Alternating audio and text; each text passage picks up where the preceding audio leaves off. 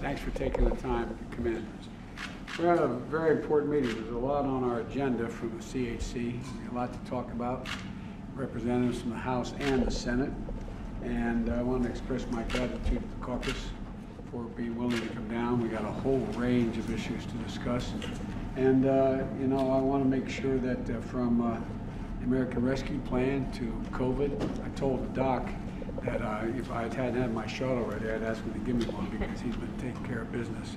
But the America, in our view, and I mean this sincerely, cannot succeed if unless Hispanic families succeed.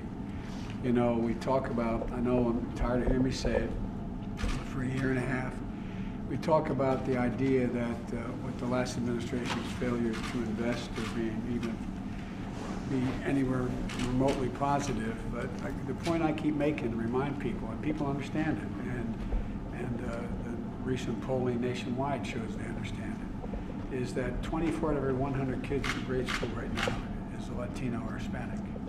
The idea that we're not going to invest in what will be roughly 25% of the population by the time these kids are in our positions is just absolutely makes no sense. And that's what we're all about. We're going to talk about everything today. My guess is from immigration to my jobs plan and how it worked for you and how it didn't, what you think we should be doing. We're also creating a whole lot of job opportunities in neighborhoods because for most of where I come from and all of you come from is that it gets down to neighborhoods. It gets down to neighborhoods. Whether that grocery store is open, whether that local bank is there, whether or not you have a barber shop, a beauty shop, it all matters. It matters about people and their communities and how they belong. And so we're going to spend some time pushing forward. I'm going to spend some time trying to sell you all on what I think you're sold on, but the jobs bill and the aspects of the jobs bill. I want to talk a little strategy with you all as well, if it's okay. That's right with you, Mr. Chairman. All right.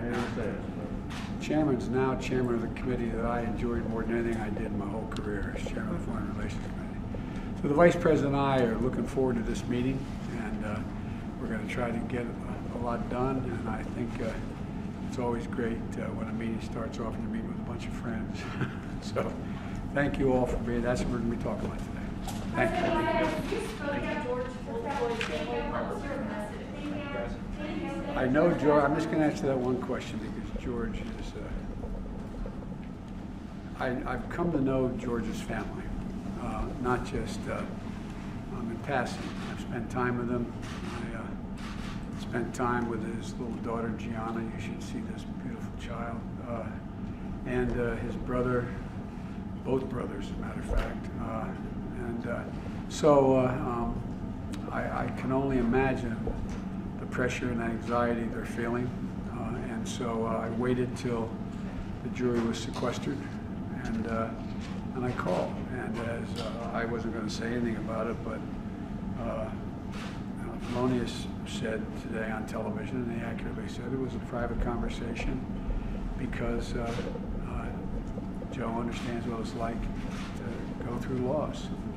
And they're a good family, and they're calling for peace and tranquility, no matter what that verdict is. I'm praying the verdict is the right verdict, which is, I think it's overwhelming in my view. I wouldn't say that unless the jury was sequestered now, not hear me say that. But so we just talked to them. I want to know how they were doing, just personally. We talked about personal things. Thank you very much for coming in. Thank you guys.